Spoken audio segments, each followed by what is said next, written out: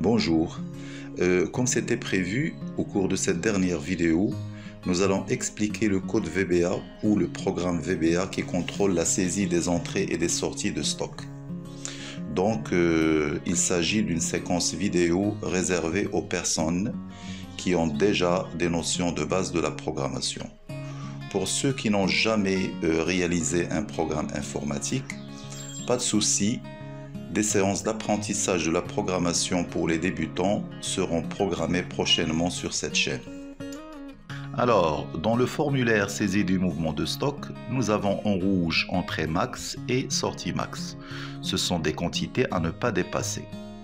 Par exemple, choisissons le produit carte mère. Pour saisir une opération d'entrée, on clique sur Nouveau. Alors, nous voyons ici à droite, entrée max 45, c'est-à-dire qu'il ne faut pas dépasser 45 cartes mères en entrée. Saisissons par exemple 47. On clique sur sauvegarder. Voilà, le programme affiche le message qui annonce le dépassement du stock max. C'est-à-dire, vous avez dépassé 45. Et par la suite, cette opération sera annulée. Deuxième cas, si on saisit une quantité moins de 45. On tape par exemple 44. Je valide par sauvegarder. Donc l'opération est enregistrée sans problème. Passons maintenant à la quantité en sortie.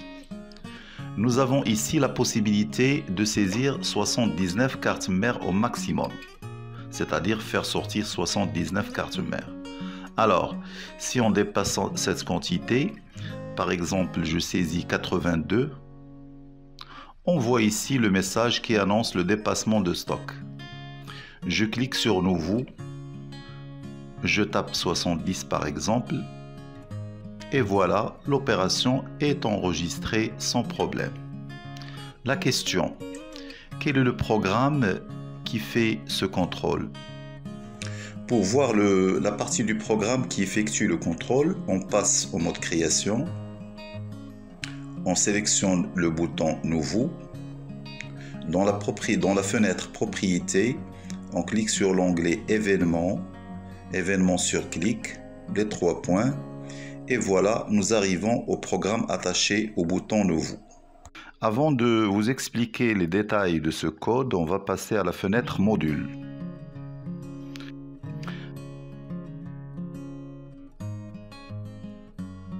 Dans cette fenêtre, nous avons déclaré 3 variables, stock min, stock max et la quantité en stock. Ces variables vont nous servir pour stocker durant tout le programme des valeurs du stock min, du stock max et de la quantité en stock. Autrement dit, ce sont des variables globales. Alors, dans la première ligne, nous avons la commande do cmd. Cette commande sert à exécuter des actions.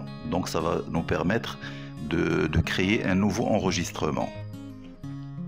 Dans la liste suivante, il s'agit d'une affectation de la valeur de l'identifiant du produit du formulaire principal saisi de mouvement au champ identifiant du produit du sous-formulaire saisi du mouvement. Ensuite, on a déclaré une variable VC, c'est-à-dire la valeur cherchée de type texte.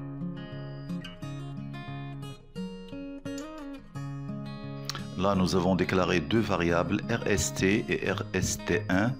Ce sont 2 variables de type table, c'est-à-dire des variables qui vont représenter des tables access selon le modèle d'objet ado. Ici, nous avons connecté les 2 tables TST, RST plutôt et RST1 à la base de données courante. Et ces 2 commandes-là permettent de choisir un curseur statique qui va nous permettre de parcourir une table dans les 2 sens. rst.open, c'est pour ouvrir la table produit. Alors là, c'est l'affectation de l'identifiant de produit à la valeur cherchée, c'est-à-dire la valeur cherchée sera l'identifiant du produit. rst.move first, c'est-à-dire qu'on va commencer la recherche à partir du début de la table. Et là, nous avons une boucle tant que qui permet de parcourir la table produit, et à chaque fois il teste si la valeur cherchée est égale à l'identifiant du produit de la table.